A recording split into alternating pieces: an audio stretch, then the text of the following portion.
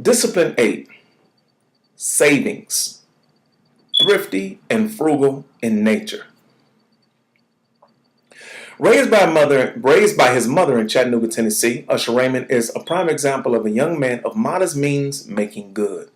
His parents split when he was an infant, and he has not had much contact with his father since then. His mother remarried and gave birth to another son, James. While working as a medical claims examiner, her older son began performing with a local group. The first to gauge his innate talent, she decided to expose him to more opportunities and moved the family to Atlanta, Georgia, then the center of a humming new urban music scene. 1 year later, after singing in a Star Search contest, Usher signed with BMG's LaFace Records, which was headed by Antonio L.A. Reid. Usher's debut album, released in 1994, sold more than 500,000 copies. 3 years later, worldwide sales of his second album reached 5 million and allowed the performer to cash his first major check for $1 million. Through a deal with EMI Music Publishing. The young man had just turned 17.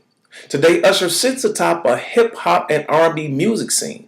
His music is downloaded worldwide. He tours internationally, performing in sold-out venues.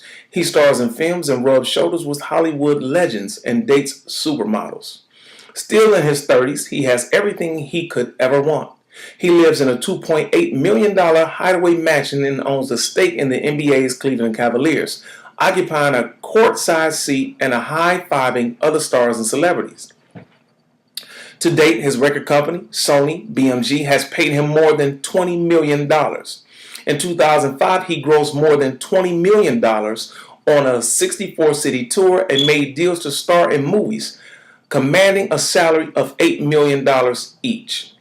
On top of that, he renegotiated his music contract, securing a pretty much non-refundable advance of more than $50 million.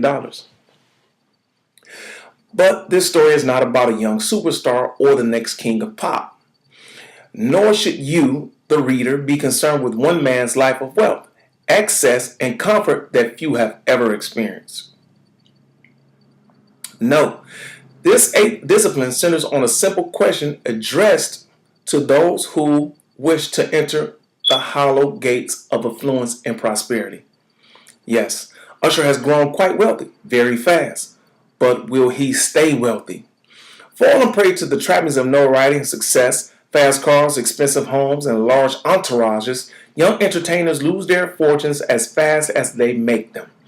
Over-the-top spending, shoddy financial advice, or dealing with shady handlers can leave them broke even before their brief fame can even end.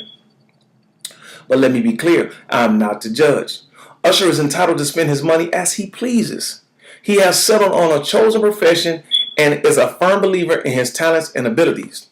Though he makes succeeding look easy, he has fought hard for every inch of ground he has covered.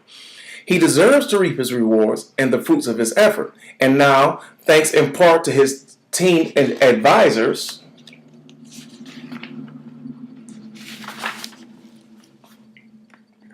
who constantly drill the basic tenets of thrift and frugality, this A-list performer vows to keep his spending under control.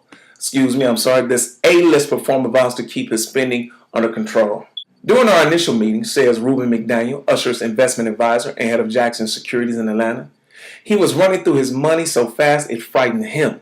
Then Usher confided, I don't want to be some old washed-up performer singing in lounges for the rest of my life. I know I have the talent to entertain. I just want to be a great businessman. He solemnly pledged that he will never be broke. From there, we developed a strategy that will place him on solid ground. Fixed income investments, blue chip stocks, and real estate, and consuming less than 10% of his total earnings. This plan, as well as other investment opportunities, will create and maintain his earnings long after anyone cares to hear him sing or watch him dance.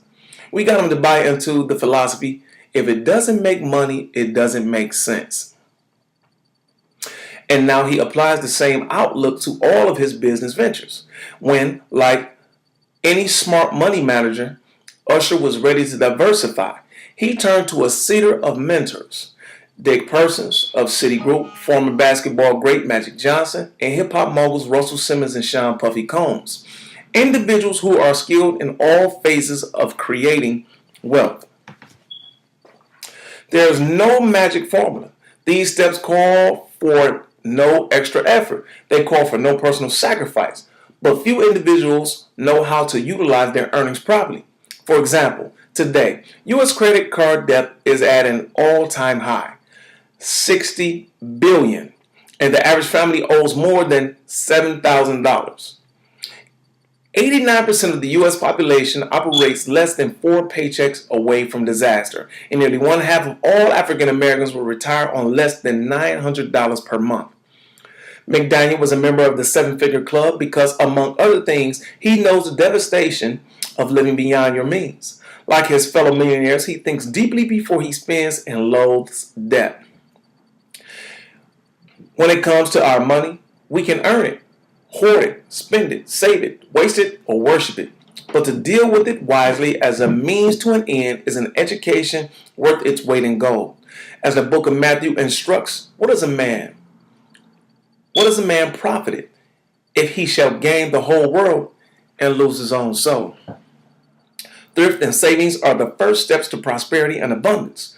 More than talent, intellect, education, or skill, the habit of saving is the key to amassing a fortune.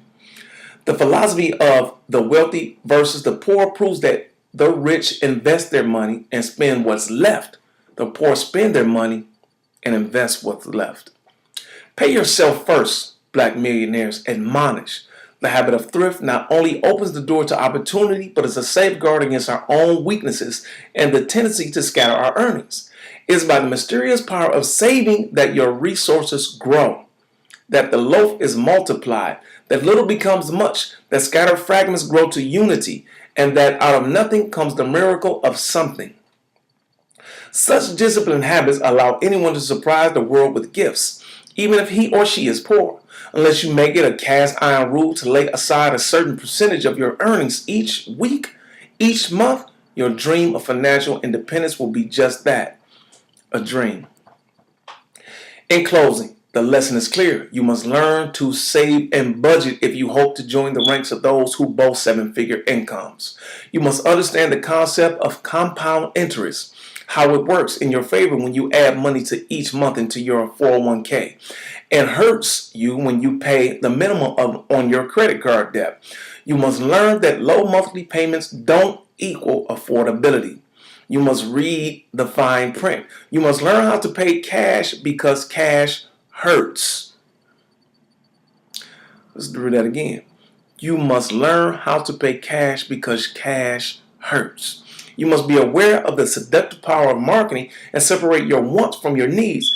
And finally, if you do nothing but change the way you manage your current income, your life will change for the better. It's not what you earn that makes you wealthy. It's what you keep.